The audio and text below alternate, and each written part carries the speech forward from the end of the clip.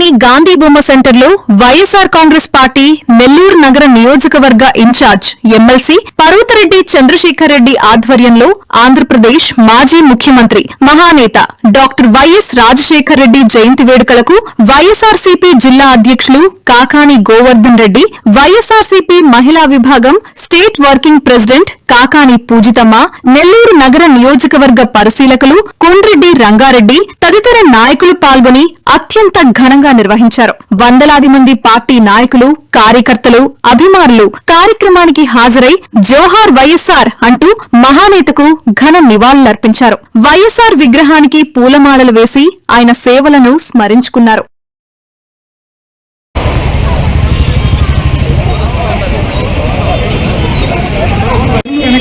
భారతదేశంలో ఒక రిఫార్మ్స్ తీసుకురావడంలో కానీ ఈ ఫీజు రియంబర్స్మెంట్ పథకాన్ని తీసుకొచ్చిన తర్వాత ప్రతి ఒక్క ఇంటిలో కూడా చదువుకున్న పిల్లల్ని ఈ రోజు మనం తయారు చేసుకోగలుగుతా ఉన్నాం. ఈ రోజు ఈ సమాజం ఇంత గొప్పగా అభివృద్ధి చెందగలుగుతా ఉందంటే ఆ రోజు తీసుకొచ్చినటువంటి ఫీజు రియంబర్స్మెంట్ పథకాన్ని కులాలకు అతీతంగా, మతాలకు అతీతంగా ప్రతి ఒక్కరూ కూడా ఎంత వరకు చదువుకున్నా కూడా వారందరికీ కూడా ఉచితంగా కార్పొరేట్ ఇన్స్టిట్యూషన్స్ లో చదువుకునే అవకాశాన్ని ఫీజు రియంబర్స్మెంట్ ద్వారా కల్పించినటువంటి అవకాశం ఆ రోజు చూసాం. అదేవిధంగా ఆరోగ్యశ్రీ, పేదవాడు ఆ రోజు గవర్నమెంట్ హాస్పిటల్కి వెళ్లి చాలిన మందులతో అక్కడ అగచాట్లు పడతా ఉన్నటువంటి పరిస్థితుల్లో ఆరోగ్యశ్రీ తీసుకొని వచ్చి పేదవాడు ఏ కార్పొరేట్ హాస్పిటల్లోనైనా కూడా ఉచితంగా వైద్యం చేసుకునే అవకాశాన్ని కల్పించినటువంటి ఘనత రాజశేఖర రెడ్డి గారిని. అలానే 104, 108 కావచ్చు. అలానే రైతులు ఆ రోజు దీనావస్థలో ఉన్నప్పుడు 1994, 2004 మధ్యలో కరువు కాటకాలతో చంద్రబాబు నాయుడు గారి ప్రభుత్వంలో ఎక్కడా కూడా రైతు సంతోషంగా లేని సమయంలో ఉచిత విద్యుత్ ఇవ్వడంతో పాటు జలయజ్ఞం ద్వారా అనేక ప్రాజెక్టులను తీసుకొని వచ్చి ఈ రోజు రైతు రాజులాగా తయారైనాడంటే ఆ రోజు రాజశేఖర రెడ్డి గారు తీసుకొచ్చినటువంటి రిఫార్మ్స్ లో భాగంగా ఎవరు మర్చిపోలేదు.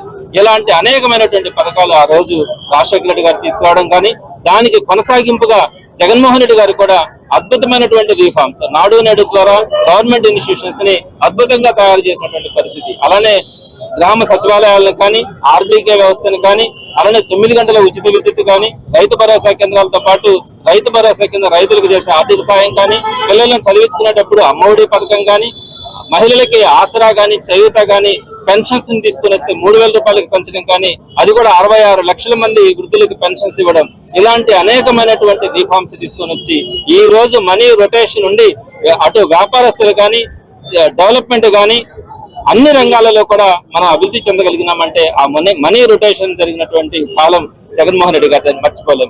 ఈ విధంగా అటు రాజశేఖర రెడ్డి గారు కానీ, జగన్మోహన్ రెడ్డి గారు కానీ ఈ రాష్ట్రానికి ఒక అద్భుతమైనటువంటి పరిపాలన అందిస్తే ఈ చంద్రబాబు నాయుడు గారు ఉన్నటువంటి అన్ని రోజులు కూడా చీకటి పరిపాలన చూస్తా ఉన్నాం.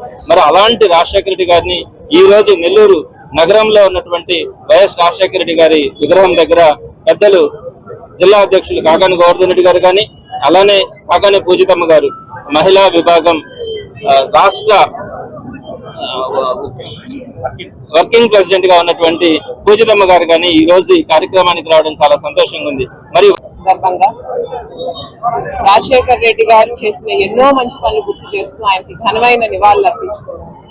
బహుశా రాజు ఎలా ఉంటాడో చూడని చాలా మందికి రాజశేఖర రెడ్డి గారిని చూస్తే రాజు ఇలా పాలిస్తాడని చెప్పి తెలుస్తుంది.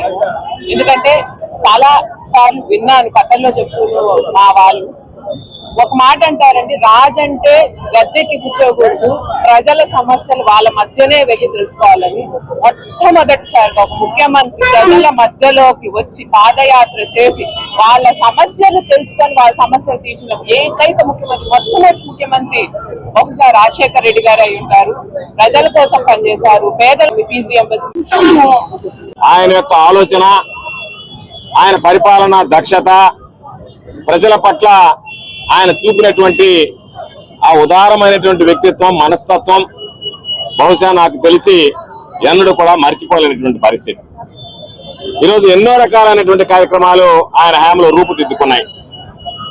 రైతులకు సంబంధించి జలయజ్ఞం ద్వారా సాగునీరు అందించి దాదాపుగా 68% గ్రామాలు వ్యవసాయం మీద ఆధారపడి ఉంటే ఏ ముఖ్యమంత్రి కూడా ఆలోచన చేయనటువంటి విధంగా నూతన ప్రాజెక్టులు నిర్మించడంతో పాటు ఉన్నటువంటి ప్రాజెక్టులను పునర్నిర్మాణం చేసినటువంటి ఘనత స్వర్గీయ రాజశేఖర రెడ్డి గారి. దానితో పాటు గతంలో మాదిరిగా చంద్రబాబు నాయుడు 2004 ముఖ్యమంత్రిగా ఉన్నప్పుడు ఎవరన్నా పెన్షన్ తీసుకునేటువంటి వాళ్ళు చనిపోతే తప్ప కొత్త పెన్షన్ ఇచ్చేటువంటి పరిస్థితి లేదు.